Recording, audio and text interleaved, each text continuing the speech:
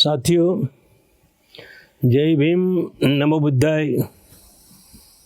આંબેડકર દર્શન YouTube channel દ્વારા આપનું હાર્દિક સ્વાગત કરું છું. આપને ખબર છે કે હું ખાસ કરીને બાબા સાહેબના જીવન ચિંતન પર લેક્ચર આપી રહ્યો છું અને એનો આધાર છે બાબા સાહેબ આંબેડકર જીવન ચિંતન. ટોટલ 12 વોલ્યુમ છે, 12 ભાગ છે. એમાં 9મા ભાગ પર આપણે અત્યારે ચાલી રહ્યા છે. હવે આ આંબેડકર દર્શન યુટ્યુબ ચેનલ સમજો કે આપ સૌને ગમતી હોય આ ચેનલ, તો આપ સૌને વિનંતી કે આ ચેનલને લાઈક તો કરો જ, શેર કરો અને સબસ્ક્રાઈબ કરો. તમે લાઈક કરશો, શેર કરશો, સબસ્ક્રાઈબ કરશો તો આપણને કોઈ નુકસાન થવાનું નથી, પણ અમને મોટિવેશન મળશે, અમને વધારે ઉત્સાહથી કામ કરવાની ઈચ્છા થશે. એટલે આપ લોકોને વિનંતી કે આંબેડકર દર્શન યુટ્યુબ ચેનલ જ્યારે તમે જુઓ ત્યારે લાઈક, સબસ્ક્રાઈબ અને શેર કરશો જ કરશો. આ બાબા સાહેબ પર 12 વોલ્યુમ જે લખાયા છે, ચાંગદેવ ભવાનરાવ ખેર મોડે, એ વોલ્યુમ બધાને વાંચવાની મારે તમને અરજ કરવાની કે આ 12 વોલ્યુમ વાંચી નાખો, જે બાબા સાહેબ આંબેડકરને જાણવા માગતા હોય માટે. એટલે બધા વાંચી શકતા નથી, સમય નથી, પણ આ યુટ્યુબ ચેનલ દ્વારા આપને માહિતી આપવાની કોશિશ કરી રહીએ છીએ. હવે આજે આપણે બાબા સાહેબના વિશે આગળ વાત કરવાની હતી. એ કેબિનેટ મિશન ભારતમાં આવ્યું. કેબિનેટ મિશન ભારતમાં આવ્યું પછી જે પરિસ્થિતિ સર્જાઈ, એ પરિસ્થિતિ અનુસંધાનમાં ગયા એપિસોડમાં જે મેં વાત કરેલી એના અનુસંધાનમાં આજે મારે વાત કરવાની છે. તારીખ 2 એપ્રિલ 1946ના દિવસે અંતરિમ સરકાર જે કેબિનેટ મિશન આવ્યું અને વાઇસરોય દ્વારા એક અંતરિમ સરકાર બનાવવા માટે એ 14 સભ્યોની કમિટી બનાવી. એ લોકોની સામે પક્ષ રાખવા માટે શેડ્યુલ કાસ્ટ ફેડરેશને એક સભા ભરી. Schedule caste federation Baba Saheb Ambedkar કે આપણે આ લોકો આપણને કશામાં ગણતા નથી. નવાઈની એ વાત છે કે બાબા સાહેબ આંબેડકર જેવા મેધાવી વ્યક્તિ, વિદ્વાન વ્યક્તિ, અભ્યાસુ વ્યક્તિ, ડિગ્રી ધરાવ વ્યક્તિની જગ્યાએ 14 સભ્યોમાં જગજીવનરામને લેવામાં આવે. કારણ કે જગજીવનરામ કોંગ્રેસ હતા અને બાબા સાહેબ કોંગ્રેસ નહોતા, એટલે બાબા સાહેબને આ લોકોએ લીધા નહીં. એટલે પછી લાગ્યું કે ભાઈ આપણે પોતાની રજૂઆત કરવી જોઈએ. એટલે એમને શેડ્યુલ કાસ્ટ ફેડરેશનની એક સભા બોલાવી અને સભાની અંદર પોતપોતાની વાત એમને રજૂ કરી. હવે એમાં બાબા સાહેબે જોરદાર ભાષણ આપ્યું. બાબા સાહેબે ભાષણ આપ્યું, જોરદાર આમ અસરકારક ભાષણ આપ્યું. અને ભાષણ આપ્યા પછી બાબા સાહેબે કેબિનેટ મિશનને એને ચર્ચા કરવા માટે એમને પ્રસ્તાવ રજૂ કર્યા. અસ્પૃશ્યોના અધિકારો માટે એમને પ્રસ્તાવ મૂક્યા અને એ પ્રસ્તાવ લગભગ 16 પ્રસ્તાવ મૂક્યા.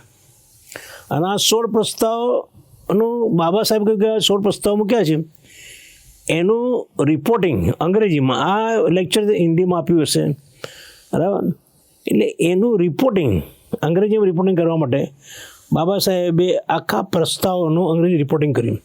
ઇવન આ જે પ્રસ્તાવ પાસ કરે એનું મરાઠીમાં ભાષાંતર પણ થઈ ગયું. PN રાજભાઈ એનું ભાષાંતર પણ કર્યું અને પૂનાની અંદર એની પુસ્તિકા પણ છપાઈ ગઈ. અને પુસ્તિકા 4 આનાની પુસ્તિકા પણ ત્યાં વેચાતી મળતી હતી. હવે આ જે પ્રસ્તાવ જે આવ્યા, એ પ્રસ્તાવની બાબા સાહેબે એ પ્રસ્તાવ 16 પ્રસ્તાવ હતા અને બાબા સાહેબે 16 પ્રસ્તાવોને બહુ ઓછા પ્રસ્તાવની અંદર એમને 8 પ્રસ્તાવ આજે 16 પ્રસ્તાવોની એમને જે એના 8 પ્રસ્તાવ કરીને બાબા સાહેબે આ કેબિનેટ મિશન અને મંત્રીમંડળને આપવાનું વિચાર્યું હતું. એટલે 5, 4, 6ના દિવસે બાબા સાહેબે 5, 2, 4 મિટિંગ થઈ અને 5, 4 બાબા સાહેબે આ અંગ્રેજીમાંનું ભાષણ કર્યું અને એ રિપોર્ટિંગ કરવાનું હતું બાબા સાહેબે. અને એ રિપોર્ટિંગમાં બાબા સાહેબે બહુ મહત્ત્વના મુદ્દા મૂકેલા હતા. બાબા સાહેબે કહ્યું કે ભાઈ જો રાજનીતિક સત્તા બહુસંખ્યક હિન્દુઓના હાથમાં આવે, રાજનીતિક જે સત્તા છે એ બહુસંખ્યક, તમે જો કે ભારતની અંદર કોંગ્રેસ એ હિન્દુઓનું પ્રતિનિધિત્વ કરતી હોય એવું લાગ્યું, કારણ કે એની સામે મોહમ્મદ અલી જીણા મુસ્લિમ લીગનું પ્રતિનિધિત્વ કરતા હતા અને એમને અલગ દેશ માગવાની વાત કરી. એટલે બાકી શું રહ્યા? હિન્દુઓ રહ્યા. અને હિન્દુઓ એમાં બીજો કયો પક્ષ હતો? કોંગ્રેસ. એટલે કોંગ્રેસે પછી હિન્દુઓનું પ્રતિનિધિત્વ કરતી હતી એવું સાબિત થયું. એટલે બાબા સાહેબે કહ્યું કે જો રાજનૈતિક સત્તા બહુસંખ્યક હિન્દુઓના હાથમાં સોંપી દેશો તો આ લોકો તો હિન્દુ તો જાતિવાદી લોકો છે, અને પછી જાતિવાદી લોકો છે એટલે આ હિન્દુ જાતિવાદી લોકો અલ્પસંખ્યક અસ્પૃશ્યો ઉપર ત્રાસ ગુજારશે, એમને ગુલામ બનાવી રાખશે. એટલે બાબા સાહેબે કહ્યું કે ભાઈ આ અમારો પ્રસ્તાવ છે કે આ લોકોને રાજનીતિક સત્તા એમને આપશો નહીં, બરાબર? જો તમે આપશો તો અમારા જે અસ્પૃશ્ય છે એને ગુલામ એમને એ લોકો ગુલામ બનાવશે, ગુલામને આખી જિંદગી ગુલામ રહેશે. પછી અસ્પૃશ્ય પર અમે લોકો અસ્પૃશ્ય પર આક્ષેપો કરે છે. બાબા સાહેબ કે અમારી પર આક્ષેપ કોંગ્રેસીઓ કરે છે કે આ લોકો રાજનીતિક પ્રગતિ હંમેશા રૂડા નાખે છે, રાજનીતિક જે પ્રગતિ થતી હોય એમાં રૂડા નાખે છે. એટલે બાબા સાહેબ ખોટી વાત છે. અમારી સમસ્યા, અમારી દહેશત, અમારી પીડા એ તમે લોકો સમજી શકતા નથી. આ તમારી જે વાત છે તદ્દન ભ્રામક અને ખોટી છે, બરાબર? અમારી સુરક્ષા માટે અમે કામ કરીએ છીએ. અમે આ દેશની અંદર અમારા દેશના નાગરિકો છીએ, અને જ્યારે તમારા હાથમાં સત્તા આવી જાય એટલે તમારી પાસે આખું વહીવટીતંત્ર તમારી હાથમાં આવી જાય. પોલીસ ડિપાર્ટમેન્ટ, ગૃહ ખાતું આવે, લશ્કરનું આવે, પછી બીજી બધા ડિપાર્ટમેન્ટ તમારા સત્સંગ આવે, તો તમે અસ્પૃશ્ય પર શું જુલમો ના કરો? અસ્પૃશ્ય જુલમો કરો તમે. આમે આજની તારીખમાં પણ તમે એમની જોડે દેશના લોકો અડતા નથી, અબડાય છે, અનટચેબલ, અછૂત બનાવી રાખ્યા છે. અને જ્યારે તમારી સત્તા આવે, બરાબર, અમાપ સત્તા આવે, બરાબર, એબ્સોલ્યુટ પાવર, તો શું થાય? તો એ બાબા સાહેબ કે ભાઈ આ અમારી સુરક્ષાની એમણે જે ઠરાવ જે 16 ઠરાવમાંથી બીજો જે પ્રસ્તાવ મૂક્યો, એ પ્રસ્તાવમાં એમને બાબા સાહેબે કહ્યું કે અમારી સુરક્ષાની ખાતરી આપો. સંવિધાનમાં સુરક્ષા, અમારી સુરક્ષા બનાવો, એવું બાબા સાહેબને કહેવું હતું. પછી બાબા સાહેબે જે પ્રસ્તાવમાંથી 3જા નંબરનું જે એમને રિપોર્ટિંગ કર્યું એમાં લખ્યું કે મંત્રીમંડળે અસ્પૃશ્યના અધિકારો સંબંધી એમની ન્યાયી માગણીનો સ્વીકાર કરવો જોઈએ.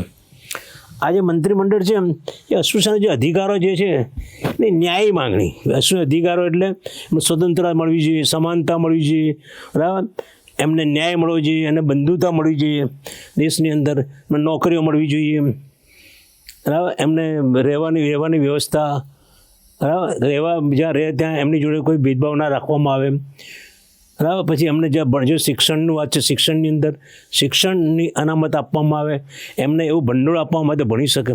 એટલે બાબા સાહેબ કે અસ્પૃશ્ય અધિકારોની જ્યારે માગણી કરવામાં આવે ત્યારે એ લોકો અમને અને સહકાર આપે. અને જ્યારે પણ કંઈ બી તમે કામ કરો તો શિડ્યુલ કાસ્ટ ફેડરેશન એ અસ્પૃશ્ય જે અલ્પસંખ્યક અસ્પૃશ્ય એનું પ્રતિનિધિત્વ કરે છે. એટલે એમને તમે ધ્યાનમાં રાખવાની વાત છે, બરાબર. એટલે બાબા સાહેબ કે ભાઈ તમે શિડ્યુલ કાસ્ટ ફેડરેશનને વિશ્વાસમાં લઈને કામ કરો, એવું બાબા સાહેબે વાત કરી. પછી જે પ્રસ્તાવ કર્યા, પ્રસ્તાવમાં લગભગ 5 થી 12 પ્રસ્તાવને બાબા સાહેબે એમને એક જ રિપોર્ટિંગમાં કહ્યું કે સંવિધાનમાં નીચેની બાબતોને ધ્યાન રાખવી. એટલે નીચેની બાબતોમાં બાબા સાહેબે કહ્યું કે નીચેની બાબતો એટલે રાષ્ટ્રપતિ પ્રધાન વિધાનમંડળમાં, બધી સરકારી નોકરીઓમાં, બધે સરકારી જે યોજનાઓ છે બધી, એ બધામાં યોગ્ય અને ઉચિત પ્રતિનિધિત્વ આ અસ્પૃશ્ય સમાજને આપવામાં આવે. બધા જગ્યાએ યોગ્ય પ્રતિનિધિત્વ, ઉચિત પ્રતિનિધિત્વ, યોગ્ય ઉચિત પ્રતિનિધિત્વ આપવામાં આવે આ બધી જગ્યાએ, વિધાનમંડળોની અંદર, પછી સરકારી નોકરીઓમાં, સ્કૂલોમાં, જે પણ સરકારી યોજનાઓ છે જ્યાં એ બધામાં અસ્પૃશ્યને ઉચિત અને ન્યાયી પ્રતિનિધિત્વ આપવામાં આવે, એવું બાબા સાહેબે એ જે પ્રસ્તાવ જે છે એમાં રિપોર્ટ 4માં બાબા સાહેબે કહ્યું. બાબા સાહેબે કહ્યું અસ્પૃશ્ય માટે સ્વતંત્ર મતદાન ક્ષેત્ર હોવું જોઈએ, એની પ્રાવધાન કરવાની વાત કરી. સ્વતંત્ર મતદાન ક્ષેત્ર, જે પુના કરારની અંદર જે ગાંધીજીએ જે લોચા માર્યા ગાંધીજીએ, બરાબર, ગાંધીજી અંદર કોઈ કાળે કોઈ માફ કરવાનું નથી, અસ્પૃશ્ય કદી માફ કરવાનું નથી. બરાબર, ભલે આખી દુનિયાને એમને ગાંધીજીને માનતા હોય, ભારતવાળા માનતા હોય, રાષ્ટ્રપિતા બનાવે, ગમે તે બનાવે, પણ અસ્પૃશ્ય ગાંધીજીને કદી માફ કરવાનું નથી. બરાબર, એટલે બાબા સાહેબ કે ભાઈ સ્વતંત્ર મતદાર ક્ષેત્રમાં પ્રાવધાન કરવામાં આવે, અસ્પૃશ્યની સ્વતંત્ર મતદાર ક્ષેત્ર હોય, એની વાત બાબા સાહેબ કરી. બાબા સાહેબ કે અસ્પૃશ્ય ઉચ્ચ શિક્ષણ જ્યારે અસ્પૃશ્ય લેતા હોય તો એના અધિક ભંડોળ, નાણાકીય વ્યવસ્થા કરવામાં આવે. એ બાબા સાહેબે પણ કરી કે ભાઈ પૈસા પૂરતા આપવામાં આવે. એ જ્યારે ભણતા હોય સ્કૂલમાં, જ્યાં સ્કોલરશીપ છે, ચોપડાઓ માટેની છે, જે પણ એમની વ્યવસ્થા છે, એ બધી સ્કૂલોની કોલેજની ફીઓ છે, એ બધી એમાં ચોક્કસ ભંડોળ, અધિક નાણાંનો વ્યવસ્થા કરવામાં આવે. આ બધા લોકોને સરકારથી અલગ વસાહતની વ્યવસ્થા કરવામાં આવે. બાબા સાહેબે 1946માં અલગ વસાહતની માગણી કરી.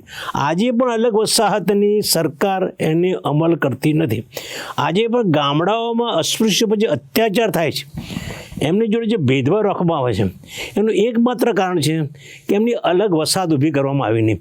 અને આટલા બધા 70 વર્ષ સુધી જે આપણે કેન્દ્ર સરકાર અને રાજ્ય સરકાર કોઈએ પણ આ માટે કામ કર્યું નથી.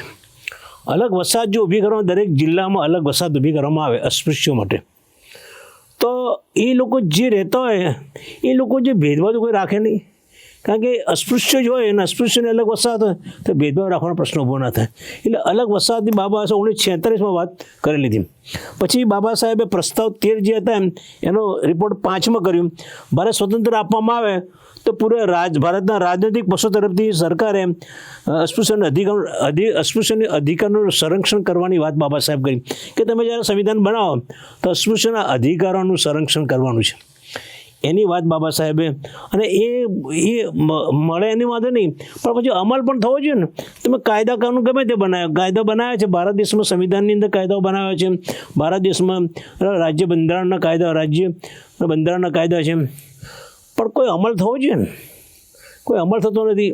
એટલે બાબા સાહેબે એ વખતે વાત કરી લીધી ભાઈ અમલ બહુ મહત્ત્વનો છે. એટલે તમે સંવિધાનની અંદર એમના સંરક્ષણના કાયદા બનાવો, એનો અમલ પણ કરો.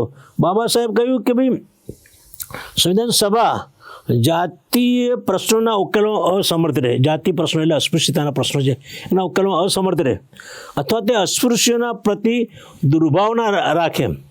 દુર્ભાવના એમને પ્રત્યે ભેદભાવ રાખે તો સંવિધાન ફેડરેશનને માન્ય કરશે નહીં. તો ભાઈ ફેડરેશન આ સંવિધાન બનાવવામાં આવશે 1946 પછી સંવિધાન બનાવવાનું છે. કારણ કે અંગ્રેજો કહીને ગયા કે ભાઈ તમારે દેશ ચલાવો તો તમારે સંવિધાન તો જોઈએ જ ને. સંવિધાન કેવી ચાલશે, કે દેશ ચાલશે. કોઈ પણ સંસ્થા હોય એનું પણ સંવિધાન હોય, એનું બંધારણ હોય. તો બંધારણ કોઈ સમાજનું બંધારણ, કોઈ સંસ્થાનું બંધારણ હોય, બંધારણ કોઈ ચાલે જ નહીં. તો તમે જ્યારે જો તમે આ લોકોને રક્ષણ ના આપો, બરાબર, જાતીય પ્રશ્નો એમને ઉકેલો નહીં, એમની જોડે તમે ભેદભાવ રાખો, તો અમે એ સંવિધાનને માન્ય કરીશું નહીં. શેડ્યુલ કાસ્ટ ફેડરેશન એ સંવિધાનને માન્ય કરશે નહીં. એ બાબા સાહેબે જે પ્રસ્તાવ ચાલે તેનો રિપોર્ટ નંબર 5-6માં એમને આ વાત કરી. બાબા સાહેબે પ્રસ્તાવના 5મા રિપોર્ટ 7 બનાવ્યો. એમાં કહ્યું કે અંતરિમ સરકાર જો અસ્પૃશ્યને જ્યારે સંતોષકારક પ્રતિનિધિત્વ મળશે તો જ તમને અમે માન્યતા આપીશું. બરાબર, કે તમે જુઓ કે નોકરીઓમાં પણ વિધાનમંડળમાં બધી જગ્યાએ ભરપૂર પ્રતિનિધિત્વ આપવાની વાત છે. બાબા સાહેબ બધા અસ્પૃશ્ય લોકો વર્ષોથી ગુલામ છે, એમની પાસે જમીન નથી, નોકરી ધંધા નથી, ફરા મજૂરી કરે છે, તો એમને અંતરિમ સરકારમાં સંતોષકારક પ્રતિનિધિત્વ આપવામાં મળશે અશ્વિને ત્યારે જ ફેડરેશન સરકારને સ્વીકાર કરશે. અને આ સંભવ છે કે પૂર્વના નાની નક્કી કરેલ નિર્ણયો અનુસાર નોકરીઓ અને વિદ્યામંડળમાં વગેરે તેમને ભરપૂર પ્રતિનિધિત્વ આપે. એટલે બાબા સાહેબે આજે જે બધા રિપોર્ટ તૈયાર કર્યા છે કે ભાઈ આમને જો પ્રતિનિધિત્વ ના મળે તો અમે તમને માન્યતા આપીશું નહીં, અને ભરપૂર પ્રતિનિધિત્વ આપવું જોઈએ, કારણ કે આ વર્ષોથી અમને પાસે કશું જ નથી, ભૂખ્યા છે, વર્ષોથી ભૂખ્યા છે. બરાબર, એટલે તમારે બાબા સાહેબ કે એમની સ્થિતિમાં ફેડરેશન જો નહીં આપે તો ફેડરેશન સ્વીકાર કરશે નહીં, ફેડરેશન એ સંવિધાનનો સ્વીકાર કરશે નહીં. પછી બાબા સાહેબ જે પ્રસ્તાવના 16 હતી એમને રિપોર્ટ 8 બનાવ્યો, એમાં કહ્યું કે પાકિસ્તાન નિર્માણ થાય કે ના થાય અમને એની કંઈ પડી નથી. બરાબર, એટલે અમે ફેડરેશન એનો કોઈ જવાબ આપવા તૈયાર નથી, એના વિશે કોઈ મત વ્યક્ત કરવા તૈયાર નથી. બરાબર, સમય આવશે, ઉચિત સમય આવશે તો ફેડરેશન પોતાનો મત વ્યક્ત કરશે, પણ અત્યારે એ તટસ્થ રહેશે. ભારતનીમાંથી પાકિસ્તાન અલગ થાય એના માટે અમે અમારા ઉચિત સમયે પોતાનો મત વ્યક્ત કરીશું, પણ અત્યારે અમે તટસ્થ છીએ. એટલે બાબા સાહેબ ટોટલ 16 પ્રસ્તાવોના અંગ્રેજીમાં 8 રિપોર્ટ કરીને સરકારને આપ્યા. સરકારને કેબિનેટ મિશનને આપ્યા અને મંત્રીમંડળને પણ એમને બાબા સાહેબ આપ્યા. જો સંવિધાન સભામાં હિન્દુ અને કોંગ્રેસી લોકોનું વર્ચસ્વ વધ્યું, હિન્દુઓ અને કોંગ્રેસ, કારણ કોંગ્રેસ એટલે એક સિક્કો, એક બાજુ સિક્કો, આ બાજુ એક બાજુ હિન્દુઓ છે, એક બાજુ કોંગ્રેસ, સિક્કાની 2 બાજુ, તો કોંગ્રેસ અને હિન્દુઓ છે, એનું જો વર્ચસ્વ વધ્યું તો અસ્પૃશ્યનું જીવન ચારે બાજુથી દુષ્કર થઈ જશે. અસ્પૃશ્ય જીવન ચારે બાજુ, એટલે જ્યારે કોંગ્રેસ સત્તા પર હતી ત્યારે આપણને લોકોને એવું લાગતું હતું આમ જોવા જઈએ, પણ એ હિન્દુઓનું પ્રતિનિધિત્વ કરતી હતી કોંગ્રેસ જ્યારે સત્તા પર હતી, અને હવે જ્યારે ભાજપ સત્તા પર તો ડબલ હિન્દુઓનું પ્રતિનિધિત્વ થઈ ગયું છે. બરાબર, કોંગ્રેસ હતું તો હિન્દુનું પ્રતિનિધિત્વ બધા માનવા તૈયાર નહોતા, બરાબર, પણ એ હિન્દુઓનું પ્રતિનિધિત્વ કરતી હતી, અને આજે ભાજપ તો ડબલ વેગથી હિન્દુનું પ્રતિનિધિત્વ કરે છે. તો જો આ લોકો સત્તા પર આવે તો અસ્પૃશ્યનું જીવન દુષ્કર થઈ જાય. આજે એ જ સ્થિતિ છે. ભાજપ સત્તા પર આવ્યું એટલે બ્રાહ્મણો, વાણિયો, ક્ષત્રિયોની પાર્ટી આવી, એટલે શૂદ્રો અને અતિશૂદ્રો માટે બહુ દુષ્કર જીવન થઈ ગયું છે. તેથી અસ્પૃશ્ય માટે આ સંવિધાન સભાનું માન્ય કરશે નહીં. આ જે શેડ્યુલ કાસ્ટ છે એ લોકો આ સંવિધાનના સભા માન્ય નથી. આપણે જો બાદશાહ એટલે બ્રિટિશ ગવર્મેન્ટ જે છે અસ્પૃશ્ય માટે રાજ્ય અધિકાર આપવામાં આવશે, બરાબર, એમાં વધારો કરો તો જ અમે એમાં વધારો કરવો જોઈએ. એટલે બાબા સાહેબે કહ્યું કે ભાઈ આ જે કેબિનેટ મિશન આવ્યું, મંત્રીમંડળ બનાવ્યું, મંત્રીમંડળના 14 સભ્યો પણ નક્કી થઈ ગયા. બરાબર, અસ્પૃશ્યોના પ્રતિનિધિ તરીકે સૌથી શ્રેષ્ઠ વ્યક્તિ ડૉક્ટર બાબા સાહેબ આંબેડકર હતા, છતાં કોંગ્રેસે દાજ રાખીને, પૂર્વગ્રહ રાખીને ગાંધીજી અને એની કોંગ્રેસે એમને બાબા સાહેબને 14 સભ્યોમાં સમાવેશ ના કર્યો, અને શેડ્યુલ કાસ્ટ અસ્પૃશ્યના વ્યક્તિ તરીકે કોંગ્રેસી વ્યક્તિ જગજીરામને 14 સભ્યોની ટીમમાં મૂકવામાં આવ્યા. તમે જુઓ કે હકીકતમાં સક્ષમ વ્યક્તિ બાબા સાહેબ હતા, પણ કોંગ્રેસે કેવી દાજ રાખી. તમે જુઓ ગાંધીજીને કોંગ્રેસ, ગાંધીજીને કોણ માને? કોઈક વ્યક્તિ તો ગાંધીજીને કહે ભાઈ તમે આ માણસ તો પુના કરારને બધું કેટલી બધી માથાઓ કરી છે, નાસિક મંદિર પ્રવેશમાં મહાડ સત્યાગ્રહ છે, બધા એમાં અસ્પૃશ્ય માટે લડ્યો છે માણસ. એ માણસની જગ્યાએ તમે જે માણસે કશું કામ નહીં કર્યું અસ્પૃશ્યો માટે, બરાબર, 1946 કશું કામ નહોતું કર્યું અમને 46 સુધી, પેલા માણસ તો 1924થી કામ કરેલું બાબા સાહેબે. તો એ વ્યક્તિની જગ્યાએ તમે જગજીરામને મૂકી દીધા. તમને શરમ આવી જોઈએ, કોંગ્રેસને ગાંધીજીને શરમ આવી જોઈએ, અને જગજીવન રામને પણ ખબર પડી જોઈએ કે મને તમે ના લો મારાથી સક્ષમ વ્યક્તિ છે જે સમાજ માટે લડે છે, એમને લો તમે. બરાબર, હું તો કોંગ્રેસ ગમે ત્યારે તમે મને લઈ શકશો, પણ તમારે અત્યારે જો કોઈને આ 14ની ટીમની અંદર doctor Baba Saheb Ambedkar, doctor BR આંબેડકરને લેવા છે. પણ જગજી રામે પણ પોતે પોતાના મળતી હતી સીટ, એટલે પણ એમને, અને એટલા માટે તો આ ચોપડી બાબા સાહેબ આંબેડકરની ચોપડીમાં જગજીવનના માટે કેવું લખ્યું છે, મેં ગઈ વખતે વાંચેલું અને અત્યારે ફરીવાર વાંચ્યું છે કે એમને જગજીવન માટે બહુ ખરાબ શબ્દો વાપર્યા, અને એ મને પણ ગમ્યું નહીં કે એ શબ્દો ખોટા વાપર્યા છે, પણ બીજું ચાલે એવું જ નથી. હા, કારણ કે ભારત દેશની અંદર પેટા જ્ઞાતિનો કોઈ મતલબ જ રહેતો નથી. કારણ કે અસ્પૃશ્ય એટલે બધા જ આવી જાય એમાં, ગમે તે પેટા જ્ઞાતિ હોય.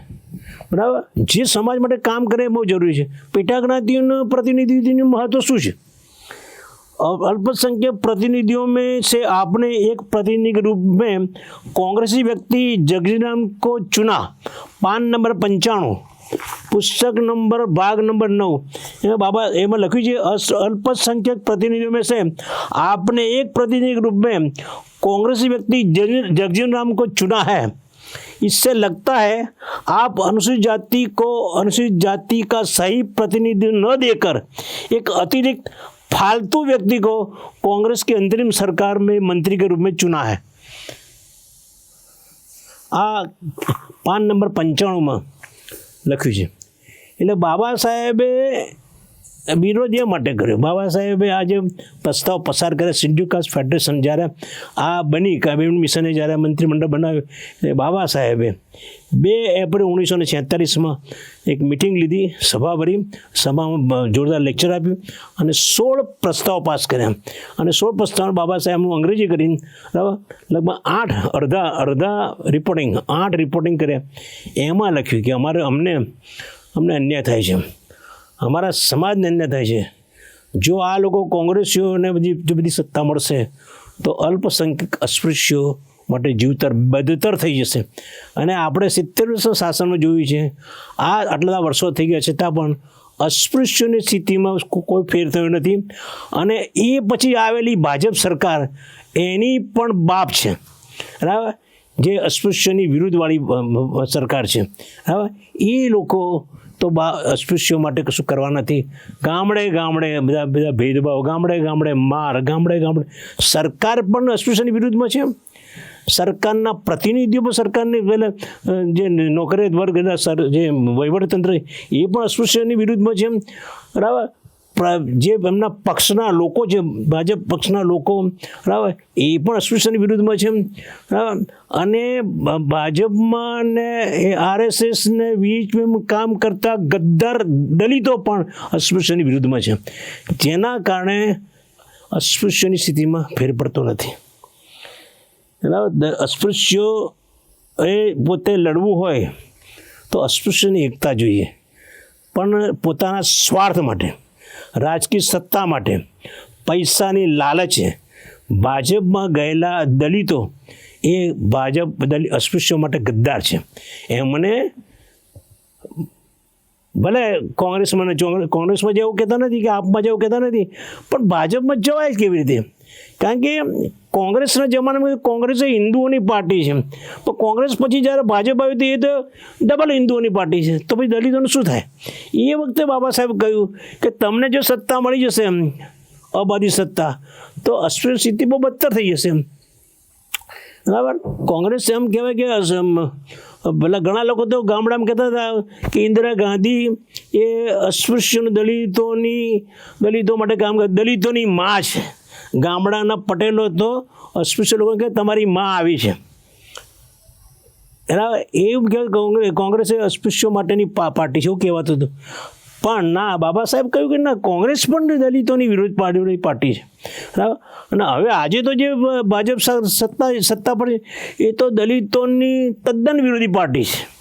એમાં બેઠેલા લોકો, માંધાતાઓ, બરાબર, તમારી જોડે ભલે ગમે સંબંધ રાખે પણ તમારા વિરોધી છે. ગામડામાં જાઓ, ગામડા શું સ્થિતિ છે? ગામડાઓમાં આ વિશ્વ હિન્દુ પરિષદ, RSS, બજરંગ દળ, મહિલા વાહિની, આ બધાને દલિતોની પ્રત્યે જે અસ્પૃશ્ય છે એ નાબૂદ કરતાં કોણ રોકે છે? અમને આ લોકો VHPવાળા, RSSવાળા, બરાબર, પછી બજરંગ દળવાળા, પેલી મહિલા વાહિનીવાળા અથવા સામાજિક સમરસતા મંચવાળા, આ બધા લોકોને હું એમને પડકાર ફેંકું છું કે તમને ભારતમાંથી અસ્પૃશ્યતા નાબૂદ કરતા કોણ રોકે છે? આ લોકોની તમે ભળી જાઓ, ગામની અંદર કોઈ અસ્પૃશ્યતા રાખો નહીં, તમારા ઘરમાં બેસાડો, ઘરમાં ખવડાવો, એમના ઘેર જમો તમે, બરાબર, અંદર રોટી વ્યવહાર, બેટી વ્યવહાર, આ બધું કરતાં કોણ રોકે છે? કેમ એવું નથી થતું? આ લોકોને VHPવાળા, RSSવાળા, બજરંગ દળ, સામાજિક સમરસતાવાળા કોઈને આમાં રસ નથી, ખાલી દેખાડો કરવો છે, બરાબર. સામાજિક સમરસતાવાળાનો તો રાગ રસ્તા કરવા છે. નહીંતર આટલા 70 વર્ષની અંદર 1925ની અંદર RSS સ્થાપના થઈ, 100 વર્ષ થયા, 100 વર્ષમાં કશું જ કર્યું નહીં, અને કશું ના કર્યું, પણ દલિતોની અંદર ફાટફૂટ પડાય. દલિતોને ભાજપની અંદર રાજકીય સત્તા માટે, કમિટીમાં સભ્યો બનાવવા માટે, નાણાકીય લાભ મળવા માટે એમને તમે લલચાવ્યા, અને એ લોકો ભાજપમાં કામ કરે છે, VHPમાં કામ કરે છે, RSSમાં કામ કરે છે. મને એ લાગે છે કે એ લોકો RSSમાં, VHPમાં અસ્પૃશ્ય શું કામ કરતા હશે? હિન્દુઓના માટે કામ કરે છે. પણ તમારી જો આભરસર રાખે એ તો પહેલાં દૂર કરો. પહેલાં તમને હિન્દુઓ સ્વીકારે, સૌને હિન્દુ સ્વીકારે, એ બહુ મહત્ત્વનું છે ને. એ સ્વીકારે તમને, અને પછી તમે હિન્દુઓમાં કામ કરો તો સમજી શકાય એમ છે. પણ ગામડે અસ્પૃશ્ય જોડે જે ભેદભાવ રાખવામાં આવે છે, જે અન્યાય કરવામાં આવે છે, થોડા પણ આગળ વધે ત્યારે એમની પ્રત્યે જે અદેખાઈ આવે છે, ઈર્ષ્યા આવે છે, અહમ ટકરાય છે, એ દૂર થતો નથી. શહેરોમાં પણ એવું છે. શહેરોમાં ખાલી મળવા હળવાનું, કામ કરાવવાનું હોય છે, કામ કરવાનું હોય છે, એટલે એમ જે સંબંધો રાખે છે, પણ એમના ઘરના સંબંધો નથી. કોઈના ઘરના સંબંધ નથી, રોટી વ્યવહાર નથી ઘરમાં, બેટી વ્યવહાર પણ નથી.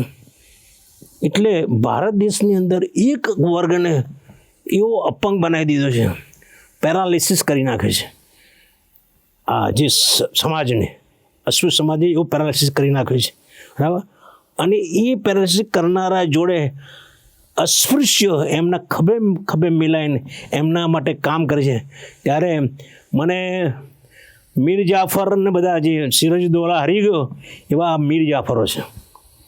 આ જે અસ્પૃશ્ય હિન્દુત્વ માટે કામ કરતા એ બધા મીર જાફરો છે, બરાબર. સિરાજુદ્દૌલા હાર્યો અને અંગ્રેજો ભારતમાં રાજ કરી ગયા. એ જે થયું એનું કારણ મીર જાફર હતો. મીર જાફર ફૂટી ગયો. એવી રીતે આ જે અસ્પૃશ્યો છે, જે હિન્દુત્વ માટે કામ કરે છે, એ અસ્પૃશ્યોના મીર જાફરો છે. અસ્પૃશ્યના મીર જાફર છે. અને અસ્પૃશ્યોને પ્રશ્નો ઉકેલવામાં રસ નથી. એમને પોતાના સ્વાર્થ માટે સાથે જાય છે. જે જે મિત્રો ઓળખું છું એ લોકો RSSમાં, ભાજપમાં કેમ જાય છે? એટલે પોતાના સ્વાર્થ માટે જાય છે. સમાજના સ્વાર્થ માટે જતા નથી, વ્યક્તિગત સ્વાર્થ માટે જાય છે, બરાબર. વ્યક્તિગત સ્વાર્થ માટે જાય છે. અને હિન્દુત્વ માટે તમે શું કરવાના? તમે અસ્પૃશ્ય લોકો, તમારું શું વજૂદ શું? તમે ત્યાં બેઠા હો ટોળાની અંદર, 50 જણ બેઠા, અમે 45 જણ, 40 જણ સવર્ણ લોકો, 10 જણ અસ્પૃશ્ય બેઠા હોય, તે બિચારા થઈને બેઠા હોય. એમની આંખોમાં આંખ નાખીને વાત કરો, ખબર પડે. એકવાર મારે જવાનું થયેલું કોઈક મિટિંગની અંદર, અને બધા જ RSSના માણસો હતા. અને સંસ્થાની તો એકલો બેઠો હતો. ભાઈ એ લોકો વાતોમાં દલિતોની વિરુદ્ધ વાત કરતા હતા. એટલે પેલા ડૉક્ટર આંબેડકર, પેલા ડૉક્ટર પારિતોષ બેઠા છે, BSના એ વખતે BSના પ્રમુખ હતો, પ્રેસિડેન્ટ હતો. પણ મારે કોઈ કારણસર જવાનું થયેલું. તો એ જે લોકો તમે બેઠા હોય, તમે કેટલા માયકાંગલા થઈને બેઠા હોય, બિચારા થઈને બેઠા હોય ત્યાં, બરાબર. શા માટે એવી રીતે બેઠા હોય? તમારા સમાજમાં જાઓ, હિંમત થઈને બેઠો. તમારા સમાજમાં જેમ બેસો તેમ કોઈની શરમ કોઈ નહીં, અને તમે ત્રાડ પાડીને બોલી શકો. તમે RSSમાં ત્રાડ પાડીને બોલવાના છો, ત્યાં તમારી બોલતી બંધ થઈ જાય, બરાબર. બિલાડી મ્યાઉ મ્યાઉ કરતા થઈ જાય. એટલે બાબા સાહેબે કહ્યું કે કોંગ્રેસી લોકો જો સત્તા સ્થાને પહોંચી જશે તો દલિતોની બદતર હાલત થશે. 1946ની વાત બાબા સાહેબ કરેલી. 2 એપ્રિલ 1946 બાબા સાહેબે આ વાત કરેલી. આજે 46 કેટલા વર્ષો થયા, આજે શું સ્થિતિ છે? બરાબર. ગદ્દારો તો દલિતો છે કે જે લોકો અસ્પૃશ્યો દલિતો માટે કામ કરતા નથી, પણ એમના દુશ્મનો માટે કામ કરે છે. તો એ માટે મારે એ લોકોને મારે કહેવાનું કે તમે સુધરી જાઓ, સમાજની સંગઠન બનાવો, પેટાજ્ઞાતિઓ પરગણા નાબૂદ કરો, બરાબર, અને અસ્પૃશ્યોની સંગઠન બનાવો. ભલે તમે બૌદ્ધ ના બનો, તમે ભલે તમારી માતા માધ્યમ પડી રહ્યો, મને કંઈ વાંધો નહીં, તમે જે ભગવાનના માતાજીને માનતા માનો, પણ અસ્પૃશ્યનું સંગઠન બનાવો ને પેટાજ્ઞાતિને પરગણા નાબૂદ કરો અને સંગઠન બનાવો, આખા ગુજરાતનું સંગઠન બનાવો. અને પછી તમે જુઓ શું સ્થિતિ થાય છે. સમગ્ર ગુજરાતની અંદર અસ્પૃશ્યનું કોઈ નામ ના લે, કોઈની તાકાત નથી. અસ્પૃશ્ય લડાયક મિજાજના લોકો લડાયક છે. એમ કેવા બાબા સાહેબ કહ્યું કે આ લોકો ક્ષત્રિયમાં છૂટા પડેલા છે, એટલે એમની અટક પરમાર વાઘેલા બધી અટકો કેમ છે? ક્ષત્રિય છૂટા પડ્યા છે. એમને સુસુત અવસ્થામાં એ લોકો છે. જે દિવસે એમનામાં જાગૃતિ આવશે, જે દિવસે એમને સંગઠિત તાકાત એમની આવશે, જો એમને જાગૃત કરવામાં આવશે, તો એમનું જનૂન છે ને આ જે ભરસે રાખનારા લોકોની કચ્ચર ગાણ વાળી નાખશે. એટલે અસ્પૃશ્યને મારે વિનંતી, સંગઠિત બનો, બરાબર, પોતાના સમાજ માટે સંગઠિત બનો. આ બધા RSA VHP, બરાબર, એ બધાને લાત મારીને ફગાવી દો. મને પેટાજ્ઞાતિઓને લાત મારીને ફગાવી દો, પરગણાને લાત મારીને ફગાવી દો, અને અસ્પૃશ્યોને એક સંગઠન બનાવો, અને એ સંગઠન સમાજ માટે કામ કરે. તો જ બાબા સાહેબને અંજલિ આપ્યા બરાબર છે. આશા રાખું છું કે મારી વાત તમારા દિલોદીમાં પહોંચી હશે. અને આ મારી વાત લોકો સુધી પહોંચે એ માટે તમારે અમારે આંબેડકર દર્શન એને લાઈક કરવું પડશે, શેર કરવું પડશે અને સબસ્ક્રાઈબ કરવું પડશે. આપણે આવતી ફરીવાર મળીશું. જય ભીમ, જય ભારત. Thank you.